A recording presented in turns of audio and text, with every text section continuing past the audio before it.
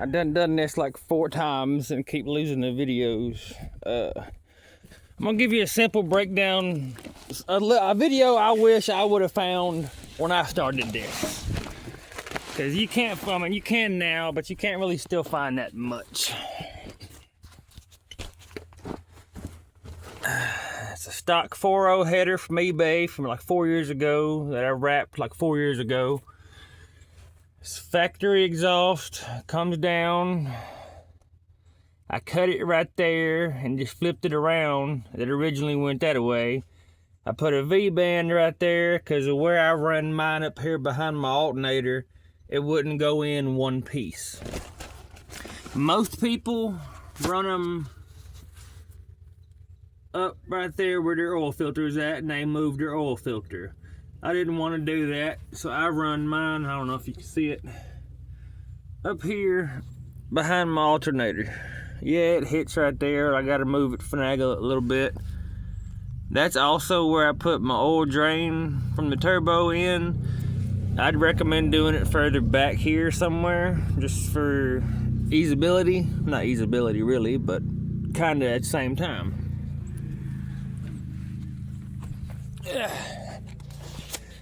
It comes up right behind the alternator right there, and up here. Exhaust is the hardest part. This turbo with the internal blow-off valve was, I think, $143 on eBay. Just the turbo and the oil feed lines. Don't buy a kit, build your own kit. I had to buy the flange separately right here and weld it on. You need the kit, obviously. Obviously the Jeeps is not, well, that's 2.5 at the throttle body, but my turbo was like 1.75 or some shit. So this is exhaust pipe. But the turbo is 145 or 143 with the oil drain lines. The flange was like $6. This kit of the intake pipe, I got a whole big old box of it. I didn't need none of it for like $30. The blow-off valve was, I think, $38, $40 maybe at most. Those are supposed to be like 28, 29 pound 4-hole injectors or something. Didn't need this, but I got it. There's an adjustable fuel pressure regulator. It goes on the return line to your tank. On most 4.0s, there's a check valve right here going to this vacuum line that goes over yonder to your canister over there. Well, mine's all took off. I took the check valve, put it on the map sensor. Yes, it's fugly, I know. Put it on the map sensor because you don't want that sensor to see boost. It only sees vacuum. If it sees boost, it'll take a shit and fall on its face.